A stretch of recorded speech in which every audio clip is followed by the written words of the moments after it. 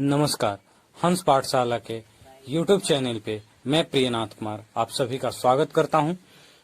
हम सभी वस्तुनिष्ठ प्रश्न उत्तर की श्रृंखला को लेकर चल रहे हैं। इस कड़ी को आगे बढ़ाते हैं।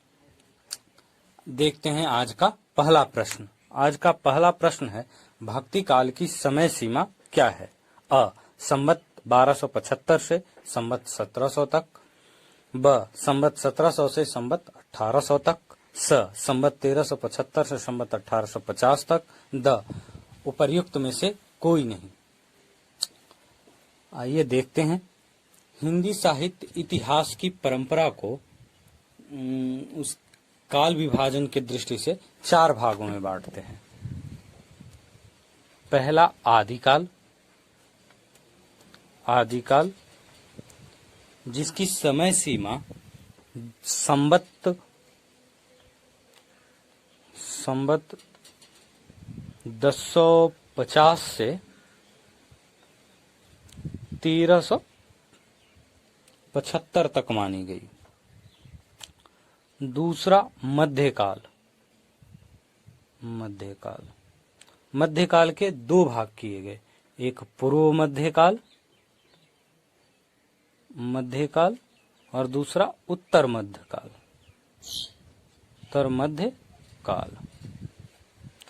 पूर्व मध्यकाल की समय सीमा निर्धारित की गई 1375 से संवत 1375 से 1700 तक संवत। उत्तर मध्यकाल की समय सीमा निर्धारित की गई संवत 1700 से संवत 1900 तक। और तीसरा विभाजन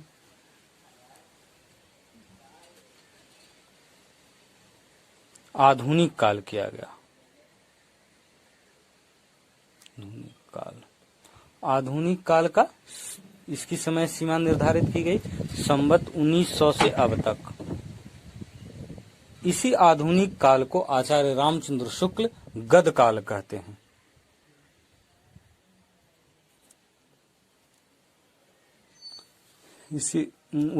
इसी आधुनिक काल को आचार्य रामचंद्र शुक्ल गद काल कहा है।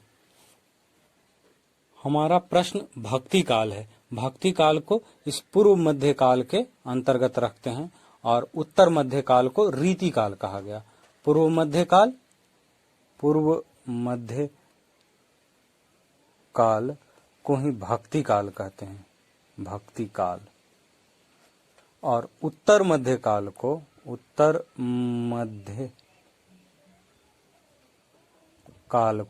रीति काल कहते हैं, रीति काल।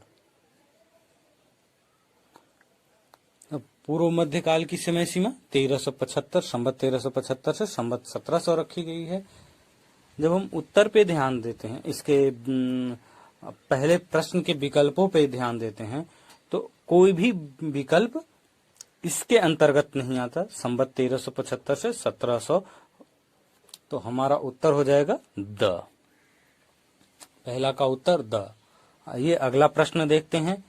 हिंदी का भक्ति काल बाहरी आक्रमण की प्रतिक्रिया है। यह कथन निम्नलिखित में से किस विद्वान का है? अ. रामचंद्र शुक्ल। ब. George Grierson. स. हजारी प्रसाद द्विवेदी। द. उपयुक्त में से कोई नहीं। हिंदी में भक्ति काल की उत्पत्ति के संदर्भ में सब विचारों, बहुत सारे विद्वानों का मत अलग अलग है। कुछ विद्वान जैसे जॉर्ज ग्रियर्सन ईसाइयत की देन मानते हैं। हजारी प्रसाद द्विवेदी स्वतंत्र चिंतन धारा की उत्पत्ति मानते हैं, स्वतंत्र चिंतन धारा से उत्पन्न हुआ है। तो रामविलास शर्मा भक्ति आंदोलन को एक जातीय आंदोलन के रूप में लेते हैं। वहीं आचार्य रामचंद्र शुक्ल भक्ति को, जो भक्ति आंदोलन हुआ, जो भक्ति काल है, उसको इस्लामिक आक्रमण की प्रतिक्रिया के रूप में देखते हैं। और वे बोलते हैं कि देश में मुसलमानों का राज प्रतिष्ठित हो जाने पर हिंदू जनता के हृदय में गौरव, गर्व और उत्साह के लिए अवकाश न रह गया।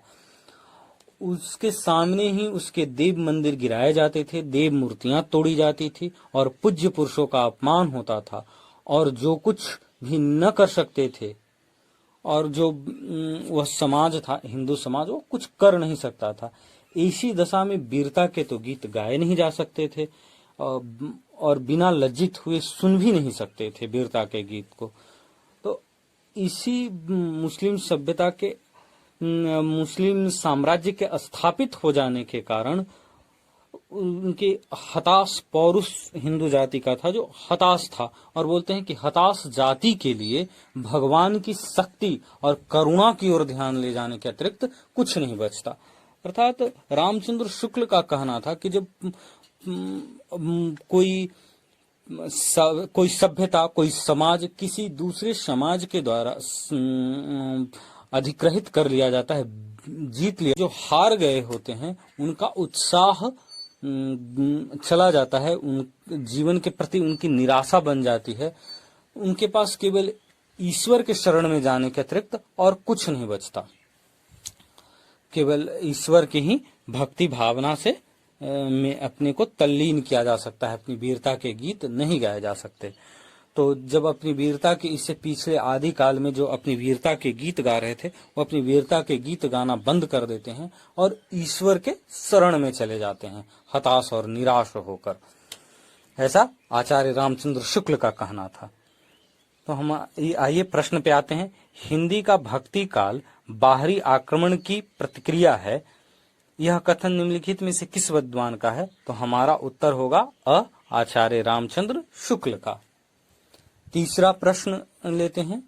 आचार्य रामानुजाचार्य ने किस दर्शन का प्रतिपादन किया? आचार्य रामानुजाचार्य ने किस दर्शन का प्रतिपादन किया? अ, द्वैतवाद, ब, शुद्ध अद्वैतवाद, स, अद्वैतवाद, और द, विशिष्ट अद्वैतवाद।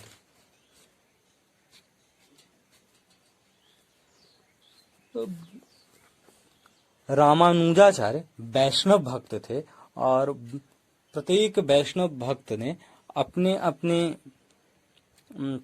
दर्शन का प्रतिपादन किया। जीव और ब्रह्म के बीच के संबंध की व्याख्या को ही दर्शन कहते हैं। पहला प्रश्न उठता है कि दर्शन क्या है, दर्शन किसे कहते हैं? तो दर्शन है जीव, ब्रह्म और जगत के संबंध को जब कोई व्याख्यात करता है, जब उसे शब्दबद्ध करता है, तो एक दर्शन की उत्पत्ति होती है। तो कुछ हिंदी साहित्य में, हिंदी साहित्य इतिहास में कुछ वैष्णव भक्त और उनके दर्शन की चर्चा की गई है। उसी में से एक है रामानुजाचार्य। रामानुजाचार्य का दर्शन था विशिष्ट अद्वैतवाद दर्शन। विशिष्ट अद्वैतवाद, द्वैतवाद जो है, द्वैतवाद दर्शन का प्रतिपादन मध्वाचार्य ने किया था। किसने किया था द्वैतवाद का? मध्वाचार्य ने।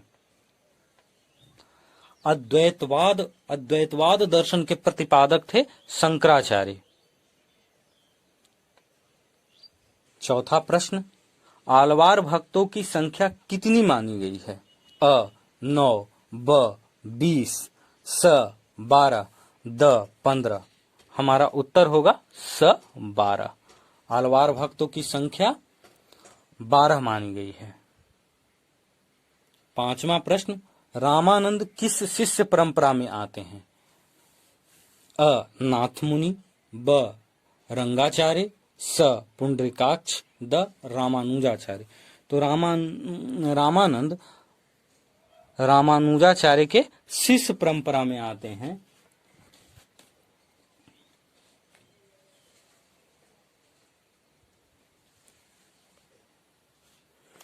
रामानंद के गुरु का नाम राघवानंद था।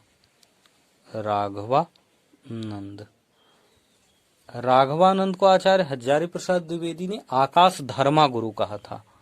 आकाश धर्मा किसने कहा था? हजारी प्रसाद द्विवेदी ने।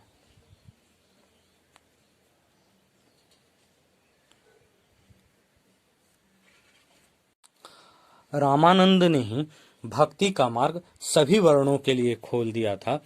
रामानंद ने भक्ति भावना को ऊंच नीच एवं बाह्य आडंबरों से मुक्त करके इसे का द्वार सभी वर्णों के लिए खोला और राम भक्ति को अभेद्य कवच के रूप में प्रयोग किया।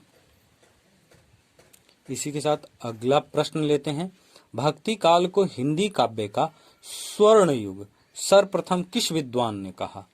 अ आचार्य द्विवेदी, ब आचार्य शुक्ल, स doctor Nagendra, the George Grierson. भक्ति काल को हिंदी काव्य का स्वर्ण युग सर्वप्रथम आचार्य जॉर्ज ग्रियर्सन ने कहा। आचार्य जॉर्ज ग्रियर्सन ने कहा था। अगला प्रश्न, नाभादास कृत भक्तमाल की भाषा है? अ अवधी, ब ब्रज भाषा, स खड़ी बोली हिंदी, द भोजपुरी। भक्तमाल नाभादास की रचना है और इसे नाभादास ने ब्रज भाषा में लिखा था।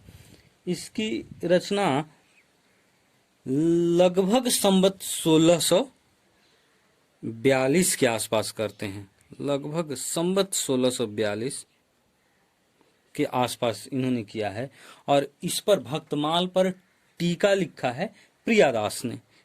भक्तमाल पर टीका किसने लिखा? प्रियादास ने।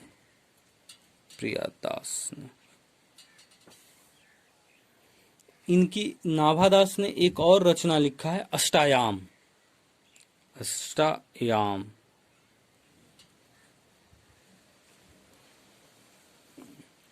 अष्टायाम की रचना सिंगारिक भक्ति के लिए या रसिक भावना से ओतप्रोत मानते हैं। अष्टायाम को, जो कि नाभादास की रचना है, इसको रसिक भावना से ओतप्रोत माना जाता है। सिंगारिक भक्ति या रसिक भावना को लेकर लिखा गया अष्टायाम रचना है, जो कि नाभादास के द्वारा रचित है। आइए अगला प्रश्न, 8वां प्रश्न लेते हैं। नाभादास कृत अष्टायाम किस भाषा में लिखित है? अ ब्रज भाषा, ब अवधी, स कन्नौजी, द मालवी। नाभादास कृत अष्टायाम की भाषा ब्रज भाषा है। अगला प्रश्न, नाभादास के गुरु का नाम क्या था? अ विठलनाथ, ब वल्लभाचार्य, स नरहरिदास, द अग्रदास। तो नाभादास के गुरु का नाम अग्रदास था। भक्ति काल का दूसरा अन्य नाम क्या है? अ आदिकाल, ब संत काव्य, स पूर्व मध्य काल, द उत्तर मध्य काल। हमारा उत्तर होगा पूर्व मध्य काल।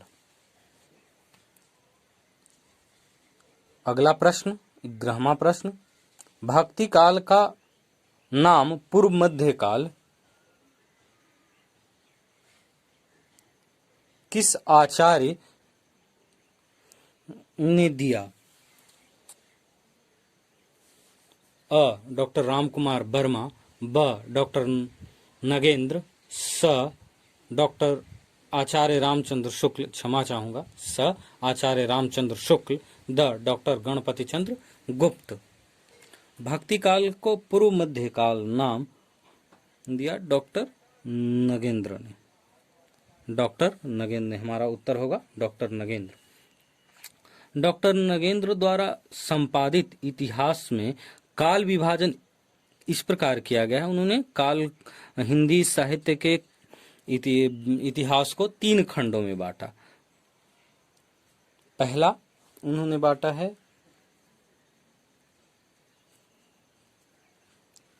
प्रथम, द्वितीय और तृतीय। 3 खंडों में बांटा। पहला आदिकाल, दूसरा मध्य काल और तीसरा उन्होंने आधुनिक काल किया।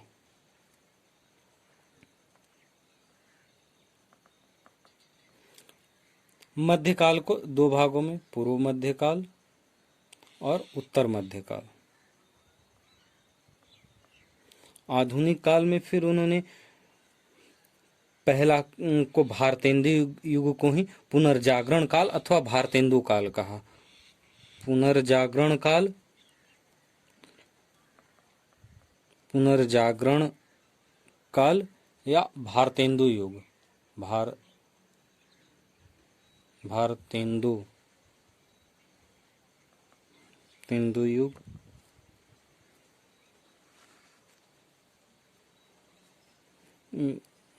दूसरा को जागरण सुधार काल, जागरण सुधार काल या द्विवेदी युग, महावीर प्रसाद द्विवेदी के नाम पर द्विवेदी युग। इसमें तीसरा इन्होंने छायावाद युग और छायावादोत्तर युग, छायावादोत्तर युग। इस प्रकार उन्होंने हिंदी साहित्य के इतिहास का विभाजन कर उसका नामकरण किया है। आइए हम लोग अगले प्रश्न पे चलते हैं। अगला प्रश्न 12वां प्रश्न है, भक्ति काल को ईसाइयत की देन किसने माना? अ. गारता दत्त तासी, ब. मौलवी कमरुद्दीन, स. जॉर्ज ग्रियर्सन, द. महेश दत्त शुक्ल। हमारा उत्तर होगा भक्ति काल को ईसाइयत की देन मांगना है जॉर्ज ग्रियर्सन ने। आज इतना ही। हम लोग रोज 15 प्रश्नों को लेकर चल रहे थे। आज किसी कारणवश में 12 प्रश्नों पर ही आज इसी समय क्लास बंद करना पड़ेगा, हमारा वीडियो बंद करके जाना पड़ेगा। कुछ कार्य है जिसके कारण, इसके लिए मैं क्षमा चाहता हूं आप सबों से। और मेरी आप लोगों से विनती है कि आप मेरे इस YouTube चैनल को लाइक कीजिए, सब्सक्राइब कीजिए और इसे शेयर कीजिए, जितना हो सके शेयर करने की कोशिश कीजिए। तब तक के लिए आप सभी को नमस्कार, धन्यवाद वीडियो देखने के लिए।